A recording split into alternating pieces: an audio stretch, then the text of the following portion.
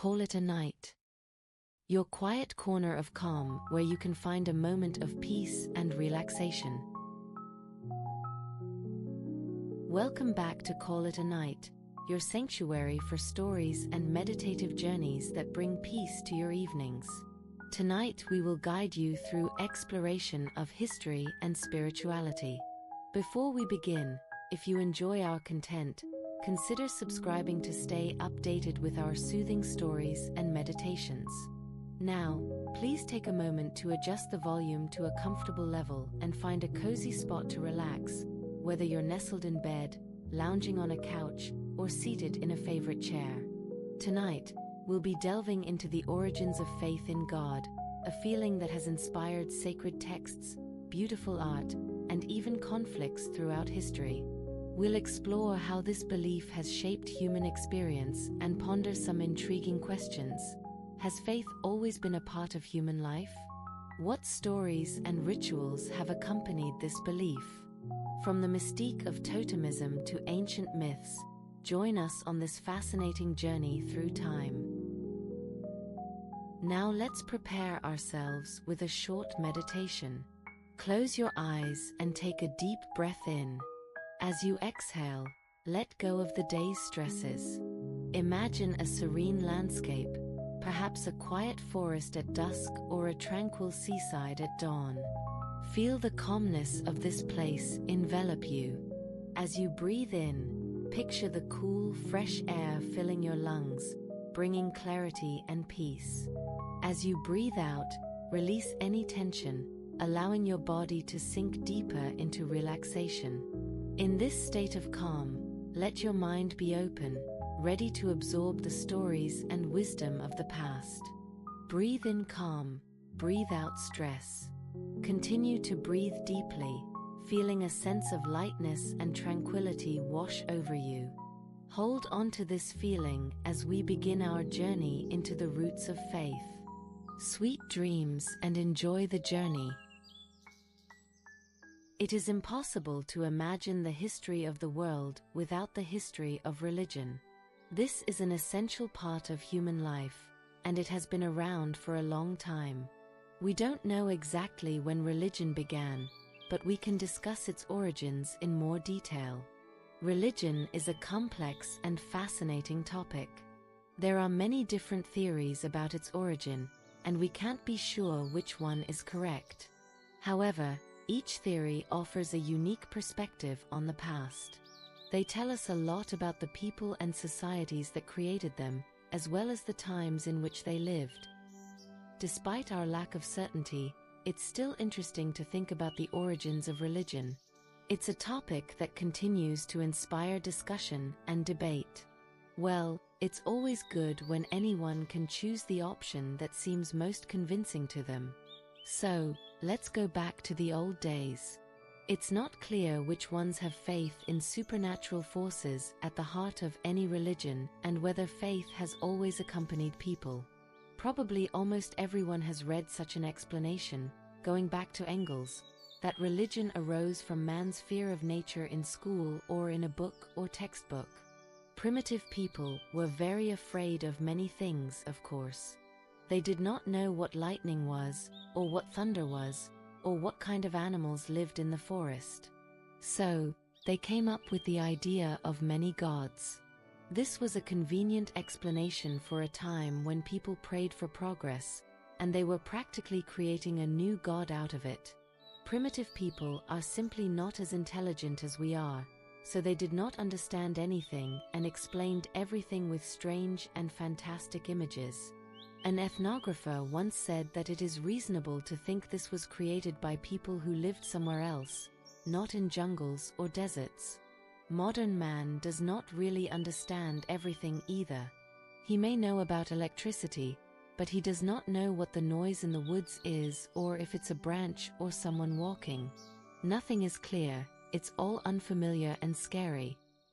For a native person and in general, it is easy to assume that this is the case for a primitive person. Although we will discuss whether it is possible to draw an equal sign between them, for natives, most of these sounds are understandable. This bird is singing, that tree is swaying and those animals are going to a watering hole. The wind means it's going to rain. That's how simple it is. Such an explanation. Oh, they poor people didn't know anything, and so they invented all kinds of gods. Doesn't really work. Ancient people were afraid of supernatural forces like any believer is afraid of God today. But here, the word of fear is not appropriate. It's rude. This greatly simplifies the situation. Naturally, ancient people believed in special forces that guided their lives. They should not be offended or appeased. Fear is there, but it's not the only emotion. There is also respect, hope, love, and a desire to ask for something from these forces. There is a wide range of feelings here. I doubt that it makes sense to associate all these feelings with fear. Fear was a natural response to the unknown. They were afraid because they knew nothing, but we have now learned the laws of nature and are no longer afraid of gods. It's not that simple. Another difficult question is whether there was always religion. Some scientists believe there was a religious period in ancient times, but this can't be proven.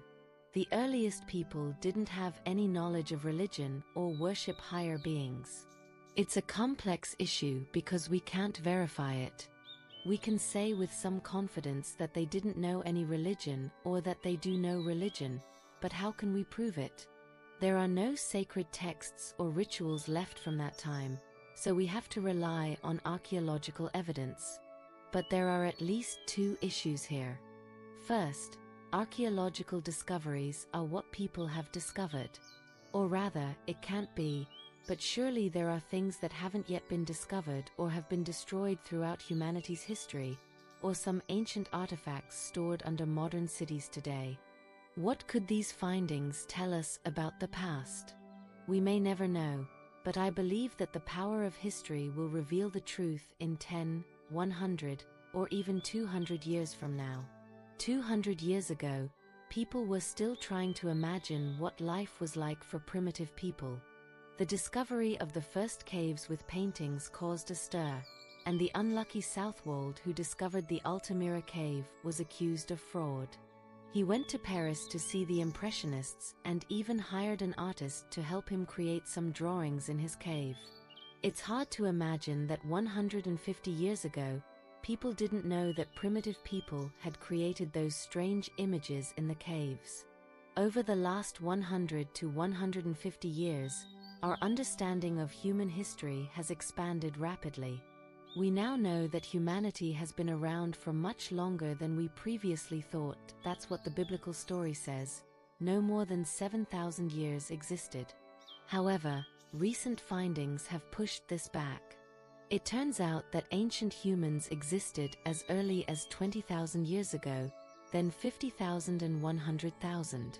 Today, in Africa, especially in Tanzania and Kenya and the southern part of the continent, incredibly ancient tools are being discovered.